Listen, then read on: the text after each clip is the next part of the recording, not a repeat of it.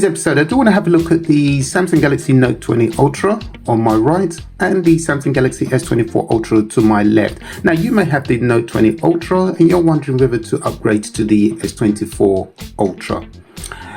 So what I want to do is just compare these two devices so you can see where the differences are. And the other thing to note is that this Note 20 Ultra is, well, it has been my daily driver, because this phone does everything. And also it was my first ever Samsung Galaxy Note phone, so I do have an affinity and attachment towards this phone. However, I have decided to trade it in for the S24 Ultra. The other thing I'm going to do is later on down the line, I'm going to repurchase the Note 20 Ultra because I love this device. As this video will unfold, I will explain the reasons why I prefer the Note 20 Ultra to the S24 Ultra. Alright, so let's start with the hardware. Obviously, let's start with the back. That'll be much easier. Alright, so you can see the back there.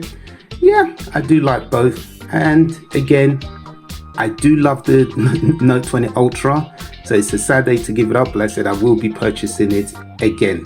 Now, I'm not too blind to see, or because I love this phone, that I don't see the good things about this one. So for example, yes, in terms of the camera design, I do love it on the S24 Ultra. It just looks beautiful. And again, the color, yeah, really nice on the S24 Ultra. And obviously it's not a fingerprint magnet. So again, I like that. Yeah, both devices really good. I like that, really nice touch by Samsung. So yeah, do like the camera setup. Obviously, you've got much more improved cameras on the S24 Ultra. Okay, the other thing let's have a look at, again, in terms of size, there's not much between them, to be honest. And yes, the Note 20 Ultra has a 6.9-inch display, marginally bigger, not just marginal.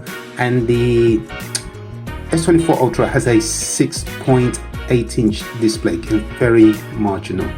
So again, beautiful displays, really nice. And then just a walk around. So at the bottom there, you've got the S Pen placement, which is obviously in the same place. Now, the one thing I do want to draw your attention to is if you look there, I don't know, maybe it's my eyes, but it just looks like the S Pen on the S24 Ultra at the bottom there, it just looks like it's sticking out a little bit. So again, so anyway, it's not a major issue, just an observation. And then obviously I do like the speaker grill on the Note 20 Ultra above, whereas it's just a flat hole really.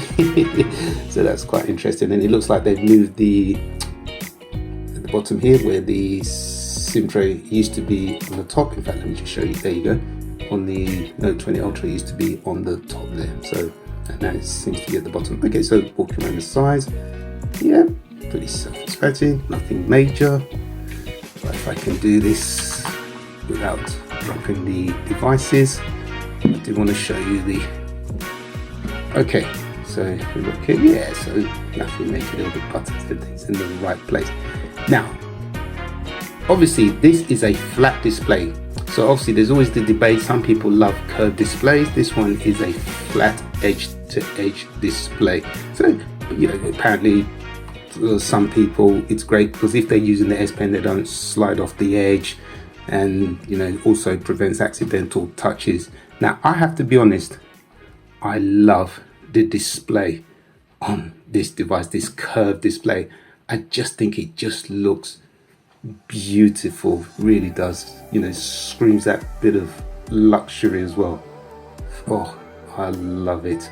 So it's a shame that they flattened it up. Again, not for everyone. And also, I have to be honest as well, whenever I've used this device, I always have a transparent cover on my device so I can show off the color on the back.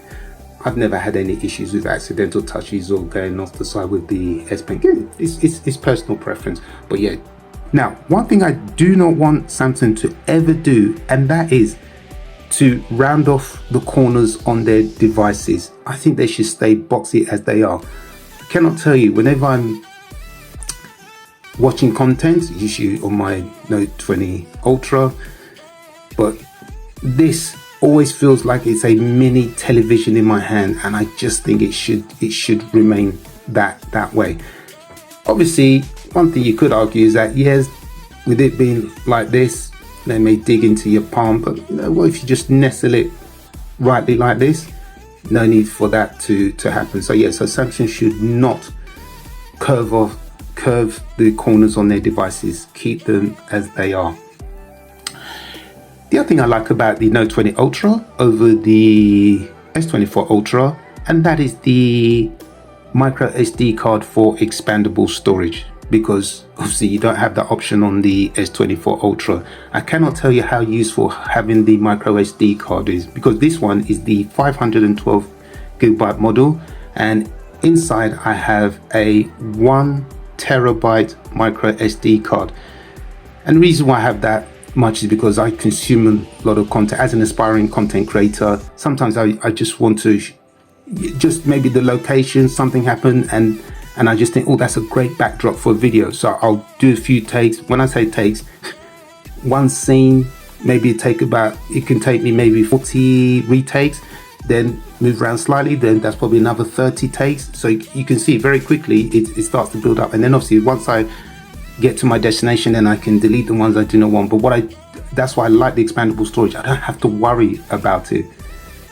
Whereas with the S24 Ultra, some people can probably only afford the 256 gigabyte model. And let's say, for example, in say 2-3 years time, their circumstances change. Maybe all of a sudden they've maybe been laid off work, or they got more free time on their hands, and then they say, oh, let me start learning how to be a photographer. They get their phone out, they start taking photos, videos and so forth, and then they find out, oh, the 256 gigabyte model is too small. And that's the argument why we should still have the ability to have the micro SD card, because we pay a lot of money for these devices. So, but again, important to voice it, because if we don't, Samsung do not hear about it. So yes, I really love the micro SD card in the device. I don't have to worry about, oh, am I going to run out of space and whatever. Yeah, you can have cloud storage, but after shelling out a lot of money, not everybody wants to pay extra for cloud storage. So that's my big argument why we should have the micro SD card back on the devices. The other thing I like about the Note 20 Ultra is that at the time, I think it was released 2019 thereabout, it has 8K recording ability. So you can record video at 8K at 24 frames per second, which is really good. Yes, on the S24 Ultra, I think it's 8K only at 30 frames per second. Yes, it is smoother than this, but to think that this one had it from way back then just shows how fantastic a device this really is. And yeah, so obviously the other things, obviously I don't get any software updates, but again, I don't need to have the latest software updates or the latest One UI or whatever. I need this to do all the other things. Obviously it's got the air commands with the S Pen. I can do everything, and I can edit videos, do everything that I want on here. It is fantastic. But as I said, it's showing its age, and I'm trading that in for the S24 Ultra. Now, there were only two things that caused me to upgrade from the Note 20 Ultra to the S24 Ultra. The first one is the battery life. I cannot tell you, with the Note 20 Ultra, I can't even get through half a day, and I'm itching to find to charge the device. So yeah, and I've put up with that, and it doesn't work. I need something that has better battery life. So that was definitely one of the two reasons. Now the second reason is call quality. So whenever I'm speaking to people, whether I call them or they call me, and depending what I'm using, mainly WhatsApp or even just general using the phone call option on the device, people will always say that there are noises in the background, and sometimes I hear noises when I'm talking to them, and I think it's the people that I'm talking to, and they say, well, no. So it has been a constant problem. So really, and it's not nice, because when you're trying to talk to somebody and they're hearing all that noise, sometimes they've even told me to say sorry, they cannot talk to me anymore because the noise is excruciating. Mentioning, so for those are the only two reasons. If not for those two reasons, I wouldn't have upgraded. I would have still stuck with this Note 20 Ultra. Okay, so now I want to talk about, obviously, the things I really like about this S24 Ultra, and these are the other reasons why I thought, wouldn't mind going for this device. First of all, the AI features. Oh my goodness! When I saw the promotion on the Galaxy Unpacked event, wow, I think that's the best word to describe it. Really fantastic. The circle to search, haven't set all of them up. The interpreter, I just think that is superb. Someone like myself, I travel a lot to different countries, don't speak the language. That's gonna come in absolutely handy. No more going to the Google Translate, copy, paste, back and forth. No, now I can just speak, and even via phone call, just speak regular, and then it will translate everything back and forth. So that was one of the big selling features for purchases in the S24 Ultra.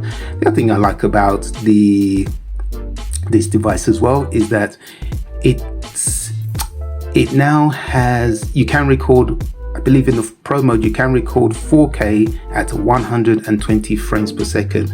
I cannot tell you how useful that is going to be, especially when sometimes I want to show something in slow motion.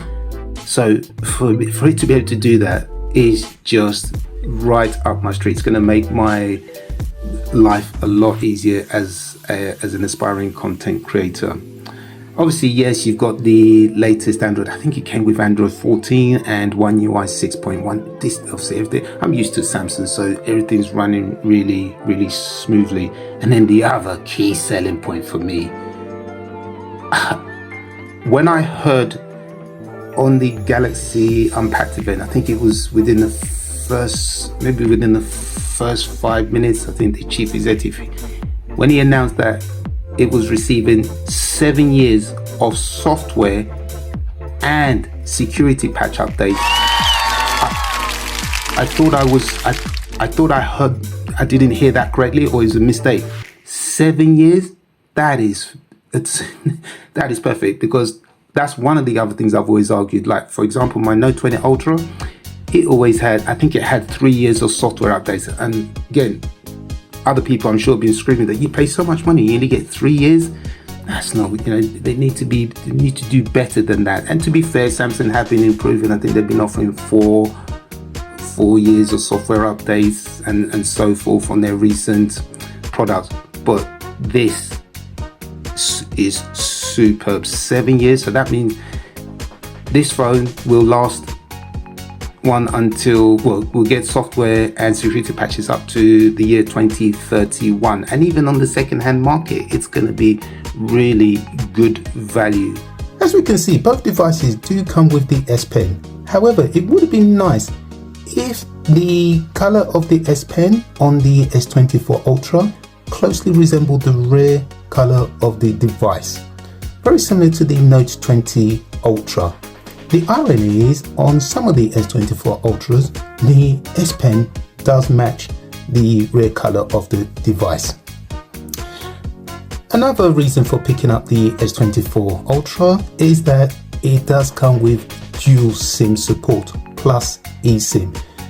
Now, eSIMs are really good. However, when you travel a lot like I do, sometimes the eSIM does not work in certain countries. So to have the ability of having dual SIM apps is fantastic. And also you can use one for work and one for personal. Well, that pretty much wraps it up for this episode. My name is Shala. Thank you for watching, and I'll see you in another episode. Peace.